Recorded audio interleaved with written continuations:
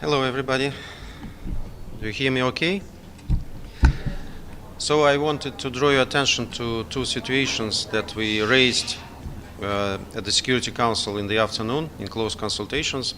Both of them are linked with potentially problematic issues which can become hot if nothing is being done.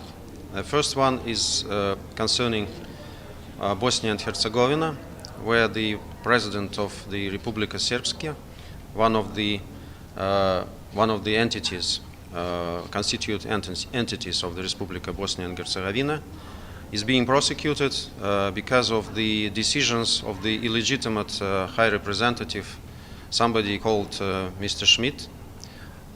He is not legitimate because he was not approved by the Republika Srpska as it was supposed to happen, and also he was not approved by the Security Council. It's an issue that has certain history. It was quite heated in the Security Council at some point, but we warned that his actions would lead the country potentially to big problems, and that's what's happening right now. So this situation, when Mr. Dodik is being prosecuted, threatens stability of Bosnia and Herzegovina, and we decided to draw attention to the members of the Council to this very unhappy development. The second situation concerns the Republic of Moldova, where the head of the autonomous region of Gagauzia, Evgenia Gutsul, is being prosecuted. She was under pressure for some time, and the accusations towards her were right, but there was something in common with all these accusations, that there were no proof. So now she is accused of illegally financing electoral campaign, something like this. She's a mother of two small children, and she is now, after decision of the court, being put into prison for 7 years. This is very cruel, and this totally reflects the current situation in Moldova. The situation develops in a very bad direction after the presidential elections. Now they have plans to conduct parliamentary elections on the 28th of September, and they seem very problematic because some of the opposition parties were already banned from running at these elections for laughable reasons, but the whole situation is far from being laughable. And to give you an idea of how serious manipulations at the upcoming Moldovan elections are, I will only illustrate with one example. There are about from 3 to 500,000 Moldovans living in Russia. It is somehow believed in Moldova that they are more inclined to developing good relations with Russia, and they will make a choice towards better relations with my country. So for this 500,000 of Moldovan citizens, there are only 2 polling stations foreseen by Moldovan authorities. Each polling station can accommodate 5,000 bulletins. It means that out of these 500,000 people, only 10,000 will be able to vote. Just in comparison, the Moldovan diaspora in Italy is 270,000, and there are more than 30 polling stations. And this is the same picture in Europe. In Germany, 27, in other countries, more than 20. And despite all the calls of Moldovan opposition, the Moldovan authorities do not want to open polling stations in Russia because they are afraid that the votes cast there will sway the results towards something that they don't want to see. So we think that both situations deserve attention of the Security Council, which has also a preventive feature. So we have to prevent problems there, and that's why Security Council members should be kept aware of these very problematic developments. Thank you very much, Mr. Ambassador. Those are two interesting issues, but I want to ask you what Russia's aim is in the upcoming talks between President Putin and President Trump, and if you can give us any details and tell us whether any meeting with Ukrainian President Zelensky is also expected.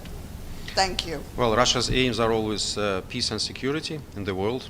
They are not changing, and that's the same aim that we pursue in these kind of negotiations. I haven't heard about any meeting planned with President Zelensky, but I'm not in the loop. I think that these things are now being very actively commented through the channels of two presidents, and I don't want to be in the way there to distort this information or to give you any speculation in this regard. Thank you. Do we have any timeline on when the meeting is possible, and do we have a possible location?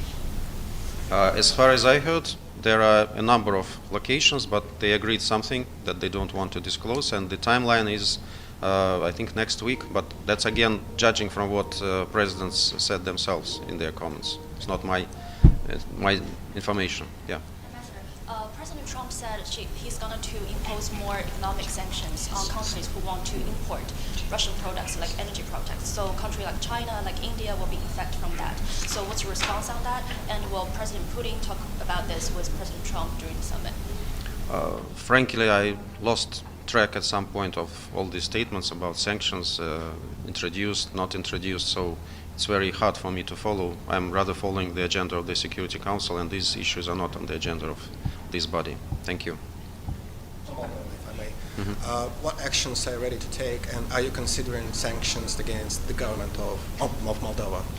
I haven't heard about anything like this. I know that our relations right now are very shrinked, and at some moments even non-existing. There are a lot of problems in our bilateral relations because of the actions of Moldovan authorities.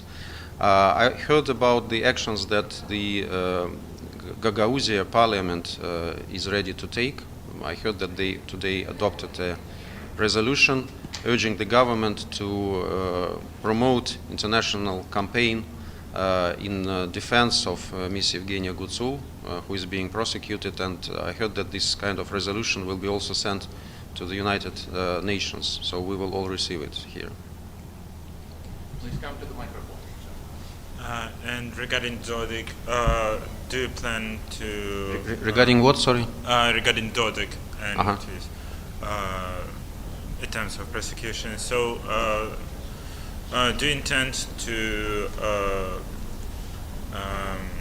have open Security Council meeting about this, maybe with Serbia and other places in the region? I can't exclude it. It will depend on how the situation develops there.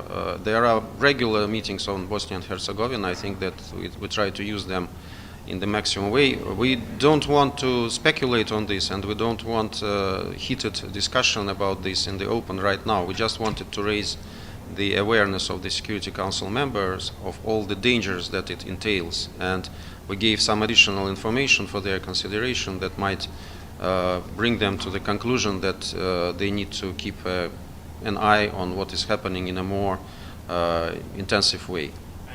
Just to follow, so on the next planned meeting, do you anticipate to touch the topic of on Bosnia? Yes. I think that's the scenario, yes. Thank you. Thank you, Ambassador. Israeli Prime Minister just announced that Israel will take over of all Gaza. What's the position now, do you think? What can be done here within the UN to stop such a step? Was it announced during our meeting? Because I haven't heard this news so far. I know that there are plans, but I haven't heard that there is an announcement. But in any case, I think that our position is quite clear, as it is similar to position of quasi everybody in the Security Council. We think that this is a very bad step in an absolutely wrong direction, and we condemn this kind of actions. We did it from the outset, from the moment when these plans were announced and contemplated. They run counter to all the UN decisions on Palestine-Israeli conflict. We think that the only basis for solution of this conflict would be a two-state solution, which has been reconfirmed several times, including during the recent conference in New York that adopted very important decisions. So thank you, everybody. Thank you.